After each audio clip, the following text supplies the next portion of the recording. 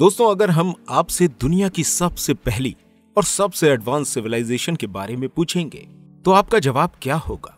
शायद आप इजिप्ट या फिर रोमन्स का नाम लेंगे।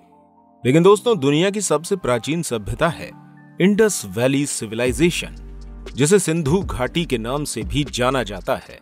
उस वक्त में भी इस सिविलाइजेशन के लोगों ने इतनी शानदार टाउन प्लानिंग करी थी जिसे देखकर हम इंसान हैरान हो जाते हैं।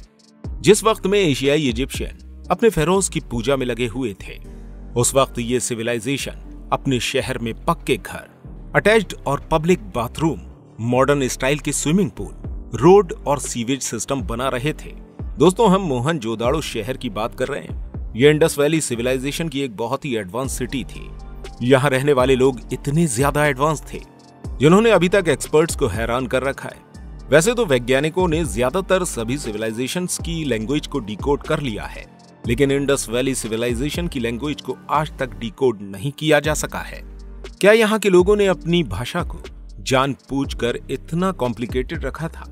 इस सिविलाइजेशन के बारे में दिसंबर 1922 को पता चला, जब एक भारतीय archaeologist RD. Banerjee waste India में मौजूद इंडस रिवर के किनारे शिकार के लिए निकले थे। अपने शिकार के दौरान उन्हें एक हिरन दिखाई देता है और ये उस हिरन का पीछा करने के लिए अपने घोड़े को उसके पीछे दौड़ाते हैं, लेकिन थोड़ी ही देर में ये कहीं गायब हो जाता है और आर.डी. बनर्जी काफी ज्यादा थक चुके थे, इसलिए वो एक पेड़ के नीचे आराम करने के लिए रुक जाते हैं और थोड़ी देर में उनका पैर एक तेज धार वाले ब्लेड पर लगता है। पहले तो वो इसे मामूली ब्लेड समझ रहे थे, लेकिन फिर पता चला कि ये कोई मामूली ब्लेड नहीं है, बल्कि आज से 4500 साल पहले ब्रॉन्ज एज में इस्तेमाल होने वाला एक फ्लिंट स्क्रैपर था। उस वक्त इस ब्लेड का इस्तेमाल जानवरों की खाल उतारने के लिए किया जाता था। अब दोस्तों, इस सुनसान जंगल में इस ब्लेड का मिलना आर.डी. बनर्जी के लिए काफी ज्यादा हैरानी की बात थी और उन्होंने इसके बाद इस जगह की इन्वेस्टिगेशन करना शुरू कर दी। थोड़ी देर में उन्होंने देखा कि एक लोकल आदमी बैलगाड़ी पर ईंटों को लाद कर ले जा रहा था। इसे देखकर वो समझ गए कि वो जिस जंगल में मौजूद है वहां कोई एंशिएंट सिटी मौजूद है जो कि इस जमीन के नीचे दबी हुई है। इसके बाद आर.डी. बनर्जी, जो कि एक आर्कियोलॉजिस्ट थे, उन्होंने अपनी एक टीम यहां बुलवाई और इस जंगल में 4 महीने तक रिसर्च करी। इतने दिन रिसर्च करने के बाद उन्हें इस जंगल से कुछ सैंपल्स मिले जिनके ऊपर कुछ कैरेक्टर और जानवर बने हुए थे। दोस्तों, ठीक ऐसे ही कुछ स्टैम्प्स हड़प्पा से भी मिले थे। इन स्टैम्प्स के जरिए पता चल रहा था कि हड़प्पा और मोहनजोदड़ो में रहने वाले लोग एक ही सिविलाइजेशन के थे जो 2 अलग अलग शहरों में बसे हुए थे। मोहनजोदड़ो इंडस वैली सिविलाइजेशन की सबसे बड़ी सिटी तो थी ही, साथ ही साथ दुनिया में सबसे पहले बनाई जाने वाली एडवांस सिटीज में भी पहले नंबर पर आती थी। 20,633 एकड़ में फैले हुए मोहनजोदड़ो के सिर्फ 10% एरिया को ही इन्वेस्टिगेट किया गया और इस हिस्से से भी जो कुछ बाहर निकल कर आया वो यहाँ रहने वाले लोगों की सोच और रहन सहन की एक साफ पिक्चर दिखाता है। यहाँ रहने वाले लोग इतने ज्यादा एडवांस थे कि उन्होंने 5000 साल पहले अपने लिए एक बेहतरीन सिटी बनाई थी। यहाँ कई सारी पक्की सड़कें और गलियां भी बनाई गई थीं।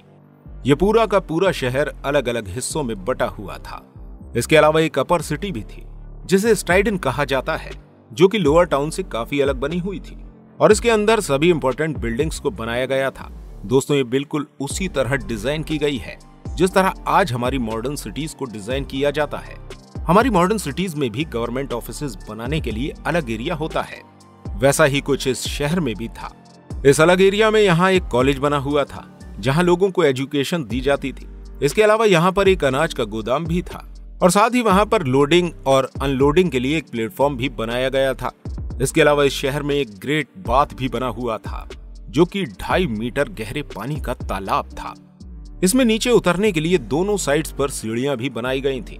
दोस्तों, ये इतना बड़ा था कि इसके अंदर 2,10,000 लीटर पानी भरा जा सकता था। इसके अलावा इस पूल से पानी को निकालने के लिए भी एक खास सिस्टम को डिजाइन किया गया था।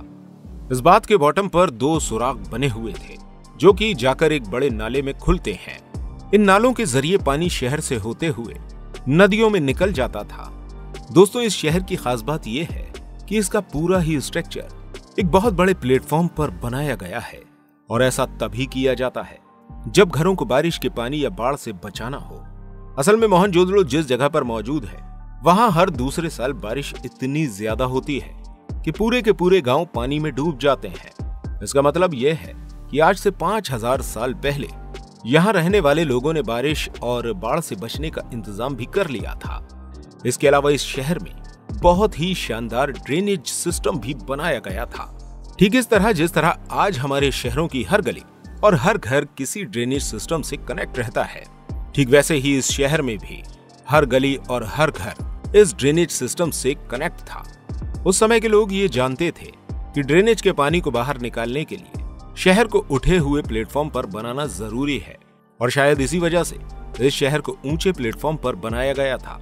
दोस्तों, सिर्फ यही नहीं बल्कि इस सीवेज सिस्टम में हर थोड़ी दूरी पर मेंस होल भी बनाए गए थे, ताकि अगर कभी भी ये सीवेज सिस्टम ब्लॉक होता है तो इन मेंस होल के जरिए कचरे को साफ किया जा सके। दोस्तों, इससे पता चलता है कि यहाँ के लोग सफाई को लेकर कितना ज्यादा सीरियस थे। उस समय किसी और सिविलाइजेशन के पास इस तरह का ड्रेनेज सिस्टम नहीं था। और सिर्फ यही नहीं बल्कि आज भी बहुत से ऐसे देश हैं जहां पर इस तरह का एडवांस ड्रेनेज सिस्टम कहीं मौजूद नहीं है। यहाँ कई सारे घर तो थे, साथ ही साथ यहाँ कई सारे डबल स्टोरी के घर भी बनाए गए थे। इसके अलावा ऊपर वाले फ्लोर पर जाने के लिए बरामदे में चौड़ी चौड़ी सीढ़ियां भी बनाई गई थी। सिर्फ यही नहीं बल्कि यहाँ की मार्केट में कई सारी शॉप के अंदर बड़े बड़े तंदूर भी बने हुए थे, जिनके अंदर रोटियां पकाई जाती होंगी। और सिर्फ यही नहीं बल्कि यहाँ के तमाम लोअर टाउन्स के बीच से गुजरने वाली चौड़ी सड़क को बिल्कुल सीधा बनाया गया था, जिसको आप गूगल अर्थ पर भी देख सकते हैं। दोस्तों, इस शहर की दीवारों में जिंदगी की झलक आज भी दबी हुई है। यहाँ की कई दीवारों में मिट्टी के बर्तन, चूड़ी के टुकड़े, कोयले और हड्डियों के पीस भी दिखाई देते हैं। मानो लगता है ये कोई इशारा है उस नेचुरल डिजास्टर का जिसने मोहनजोदड़ो के इस एडवांस शहर को खंडहर में तब्दील कर दिया। इनके टैलेंट का अंदाजा आप यहाँ पाई जाने वाली ईंटों से भी लगा सकते हैं। इस शहर के लोगों ने इस जमाने में भी एक साइज की ईंटें बनाई थी। इसके अलावा ये लोग भट्टी में ईंटें पकाने की टेक्नोलॉजी भी खोज चुके थे। यहाँ से मिलने वाले आर्टिफैक्ट्स भी इस सिविलाइजेशन के हुनर का सबूत देते हैं। इन लोगों ने ब्राउंज से मिरर और लकड़ी से कंघी भी बना दी थी। इसके अलावा इन्होंने मिट्टी और ब्राउंज से ज्वेलरी भी बनाई थी, और कुल्हाड़ी बनाने के लिए ये तांबे का इस्तेमाल करते थे। साथ ही साथ कपड़े सीने की सुई, मछली पकड़ने का कांटा, मसाला पीसने के लिए सिलबट्टा और कई तरह के बच्चों के खिलौने भी ये लोग बनाना जानते थे। और सिर्फ यही नहीं बल्कि इन्होंने वजन तौलने के लिए पत्थर भी बनाए हुए थे, जिनका इस्तेमाल ये चीजों को बेचने के लिए किया करते होंगे। दोस्तों, इसका सीधा मतलब ये है कि यहाँ के लोग अपनी इकोनॉमी और बिजनेस के लिए भी काफी ज्यादा सीरियस थे। इस शहर से आर्कियोलॉजिस्ट को 37 ढांचे भी मिले हैं, और एक अंदाजे के मुताबिक बताया गया है कि इस शहर में 50,000 से 1 लाख के करीब लोग रहा करते थे। और अगर ये सिविलाइजेशन किसी नेचुरल डिजास्टर का शिकार हुई थी तो यहाँ से सिर्फ 37 ढांचे नहीं बल्कि यहाँ से सैकड़ों ढांचे मिलते, लेकिन यहाँ ऐसा नहीं हुआ, जिससे पता चलता है कि ये शहर धीरे धीरे खाली हुआ है। अलग अलग प्रॉब्लम्स की वजह से शायद यहाँ रहने वाले लोगों को ये जगह छोड़नी पड़ी होगी।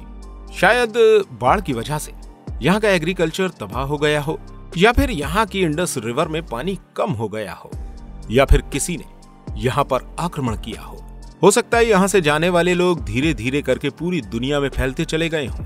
तो दोस्तों, आपको क्या लगता है कि आखिर दुनिया की सबसे प्राचीन और एडवांस सिविलाइजेशन कहाँ चली गई होगी? अपनी राय हमें कमेंट बॉक्स में जरूर बताएं। साथ ही साथ वीडियो पसंद आई हो तो वीडियो को लाइक और शेयर करें, और ऐसी और इतिहास से जुड़ी हुई वीडियोस को देखने के लिए हमारे इस चैनल को सब्सक्राइब करना न भूलें।